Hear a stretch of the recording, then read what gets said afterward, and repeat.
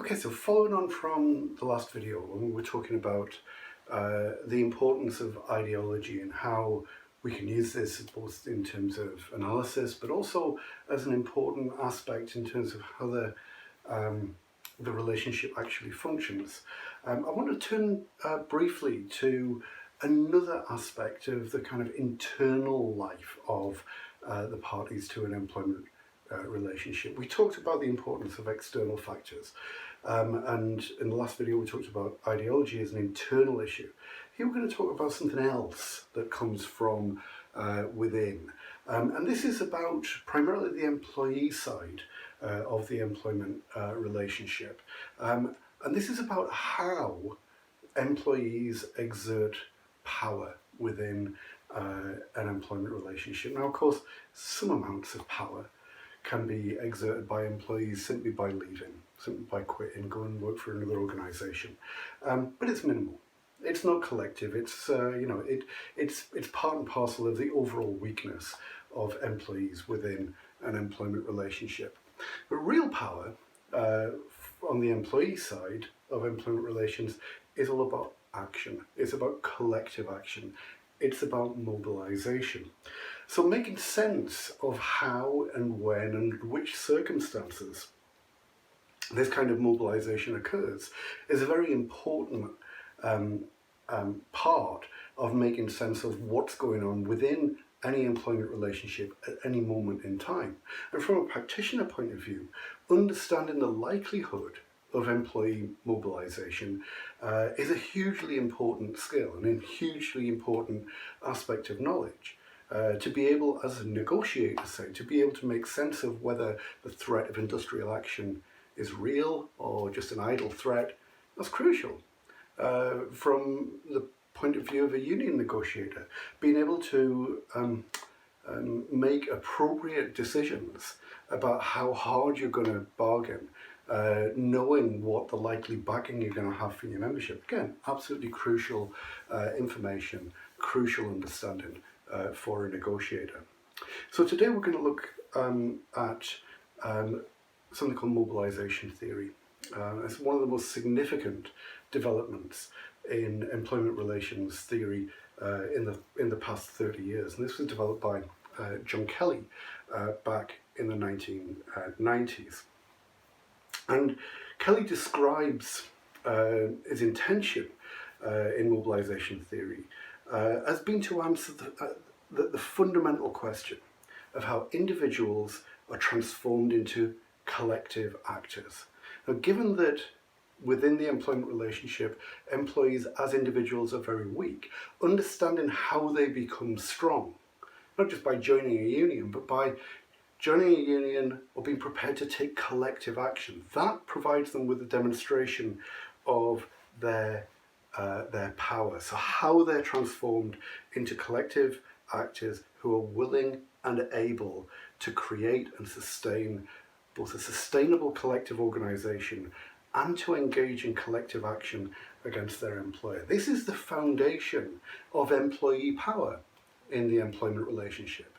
So understanding the dimensions of that, understanding the variables at play, what pieces have to be in place for that kind of transformation to occur is absolutely central. So, for Kelly, there are four key aspects to mobilisation theory.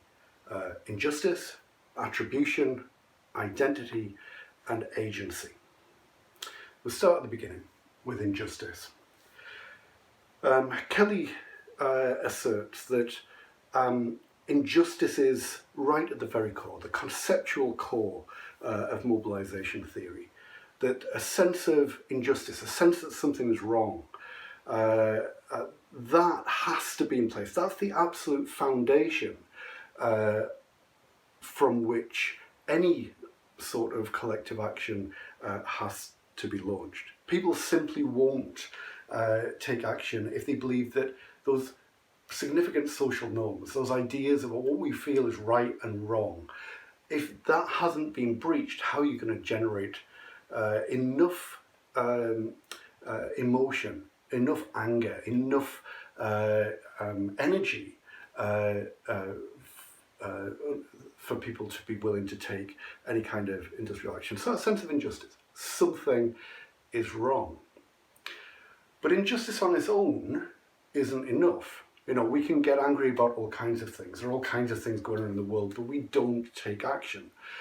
And we don't take action for a variety of reasons. But one of those important reasons is what Kelly calls attribution.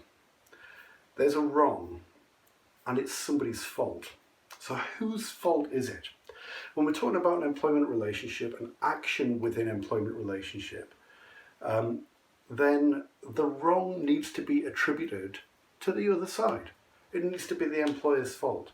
So something is wrong, something we disagree with. This thing cannot stand, it's not right, it's not acceptable, and it's their fault.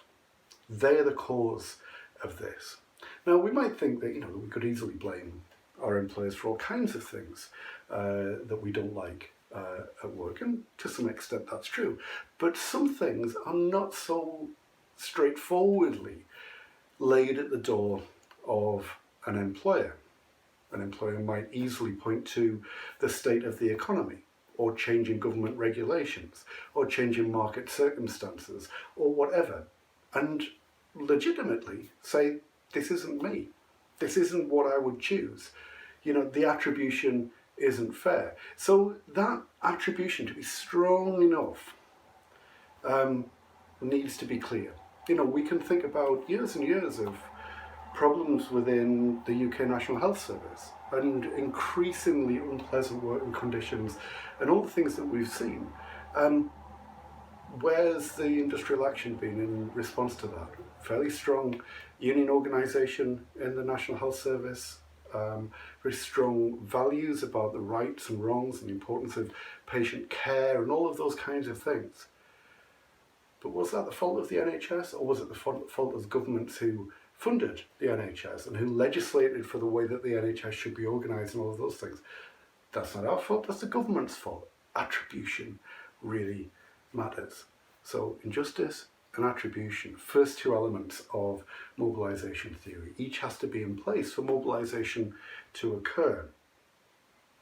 The third and fourth elements of mobilisation theory talk more about the nature of the organisation on the employee side. So it's not just about having an issue. It's not even enough just to say we've got an issue, there's clear wrong and it's their fault. But there's also an important requirement for identity. That for workers to take collective action requires a shared sense of identity. It's not just me against this issue, it's we against this issue, it's us. We've got a shared identity, we're in this together. We identify as a group of workers, as a profession, as members of a union, whatever it happens to be, but there is a shared identity. We feel like this. We identify that person, those people, that group as the cause of the thing that we disagree with. We have a shared identity, and that shared identity provides the basis of those strong social norms by which we can legitimise the action that we take to fight against this issue with which we disagree. The final element is agency, and in a sense this is crucial, because all the rest of it can kind of dissipate in just a cloud of frustration if there isn't an effective agency. Now, agency is really important in terms of understanding power generally within employment relations. And one of the key advantages that employers have within employment relations is that they always have agency, because they've got a structure, they've got an organisation, they've got a bureaucracy, they've got a management hierarchy, they've got the rules, they've got the regulations. All of that stuff is agency. It's organisation in which power can reside, which power can be built up and it can be transmitted. It can be brought to bear in a particular place. It can be utilised. It's levers and buttons, and it's a tangible mechanism for translating potential power into actual power. Now, on the employee side, that's much more of a challenge, because the employee doesn't own the organisation. They don't employ managers. They haven't got the property of the means of production behind them. They haven't got anything. They've just got themselves. So the only way in which all of this injustice, attribution, identity can actually mean anything is if they are capable of building and sustaining an equivalent body to transmit power themselves. And that's a union. So the effectiveness of union organisation, the strength of union organisation, the engagement of union members in the life of the union, so it's not just some kind of meaningless bureaucracy that kind of takes their subscriptions and never seems to do anything. The activity around that union organisation is health and vitality. All of that becomes the crucial aspect which translates an issue into action. So all of these things need to come together. Identity, attribution, identity, and agency. If all of these features are in place, if we look at a situation and we can identify all of these things having a particular valence, a particular power, we can start to make some meaningful predictions. There's a real mood for action. There's a sense in which something must be done. Something is going to happen here. We can interpret that and we can utilise that as an employment relations practitioner, whether we're on the employer side or on the employee side. Understanding this process by which collective action occurs is absolutely crucial, and mobilisation theory is one of the greatest contributions that we can offer to allow us to make sense of these processes.